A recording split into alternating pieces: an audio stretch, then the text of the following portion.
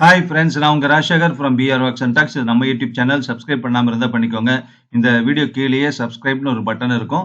அதை கிளிக் பண்ணிட்டீங்கன்னா சப்ஸ்கிரைபர் ஆகிடலாம். அப்போ நம்ம சேனல் போடக்கூடிய எல்லா வீடியோஸினுடைய நோட்டிஃபிகேஷன் உங்களுக்கு வந்துடும். அதை ஓப்பன் பண்ணி அதில் இருக்கக்கூடிய கதைகளை நீங்கள் கேட்டுக்கலாம். உங்கள் ஃப்ரெண்ட்ஸுக்கு ஷேர் பண்ணுங்கள், லைக் பண்ணிவிடுங்க, ஒரு கமெண்ட் பண்ணுங்கள் இந்த கதையை கேட்டுட்டு. ஓகேவா? இந்த வீடியோவில் கேட்கக்கூடிய கதை எழுத்து சித்தர் பாலகுமாரன் அவர்கள் எழுதிய ஆண்மை அப்படிங்கிற ஒரு சிறுகதையை தான் கேட்க போகிறோம். ஒரு பெண்மைக்குள்ள இருக்கக்கூடிய ஒரு ஆண்மையை இந்த கதையில சொல்லியிருக்காரு. அதே நேரத்துல ஒரு ஆண்மை ஆண்மையாக இருந்தாலும் ஒரு ஆடவனாக இருந்தா கூட சில விஷயத்துக்கு ஒரு தயக்கம் அவங்களுக்குள்ள இருக்கு அல்லது யோசனை பண்ணிட்டு இருக்காங்க அப்படிங்கறத கூட ரொம்ப அழகா ஒரு சின்ன குட்டி கதையில சொல்லியிருக்காரு. கேட்கலாமா?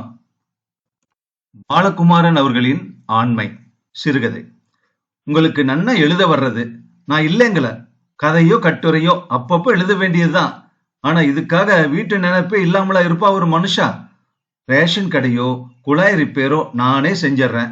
ஆனா ஒரு 5-6 எலி அட்டகாசம் பண்றது வீட்டுல. எலி இரும்பு தின்ன கதைன்னு சொல்லுவாங்க.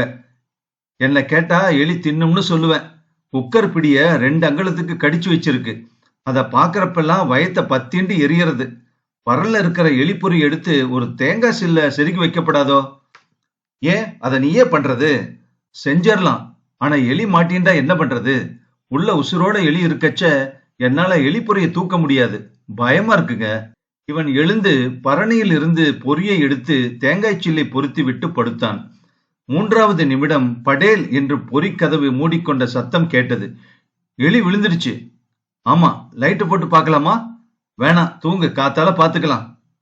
தூங்க முடியவில்லை. பொறிக்கதவை முழு பலத்துடன் புராண்டி கொண்டிருந்தது எலி. சுவரில் தகரம் தேய்க்கும் சத்தமாய் கிரீச்சிட்டது. தப்பிச்சுண்டு போயிடுமோ? போகாது, படு என்றான் அவன். அப்படியே பக்கெட் தண்ணியில முக்கி கொன்னிடுறேலா? வேண்டாம், வெந்நீர் போடுறேன். கொதிக்க கொதிக்க அத தலையில ஊத்திடுங்களேன். சி, கோரம். கம்பியால இடுக்கு வழியா குத்தி கொண்டுடுங்களேன். தூங்க முடியாது போல இருக்கு இன்னைக்கு நைட்டு. வேண்டாம், காத்தால பாத்துக்குவோம். விடியறதுக்குள்ள இந்த எலி வீட்டையே பேத்துரும் பாருங்க. அவள் திடமாய் எழுந்தாள். இவன் தொடர்ந்தான். கேஸ் அடுப்பை பற்ற வைத்து வெந்நீர் போட்டாள். வால் கிண்ணத்து வெந்நீரை துணி சுருளில் பிடித்தபடி கொதிக்கின்ற வெந்நீரை பொறியின் கம்பிகளிடையே தீர்க்கமாய் விட்டாள். எலி ஒரு முறை பலமாய் கிரீச்சிட்டு விட்டு அடங்கி போயிற்று. இவன் காதை பொத்திக் கொண்டான். தளர்வோடு படுக்கையில் விழுந்தான். 3 நிமிடம் பொறுத்து அவளும் படுக்கைக்கு வந்தாள். இனிமே நிம்மதியா தூங்கலாம். ஆபீஸ்ல இடுப்பு ஒடியறது வேலை. ராத்தூக்கம் இல்லாத போனா காத்தால எழுந்திருக்கிறதே கஷ்டமாயிடுறது. ஏன்னா தூங்கிட்டலா? மெல்ல அவன் தோளை உலுக்கினாள். எப்பா, படுத்த உடனே உங்களுக்கெல்லாம் எப்படித்தான் தூக்கம் வர்றதோ தெரியல. அவள் இடது பக்கம் திரும்பி படுத்தாள். தூங்கி போனாள்.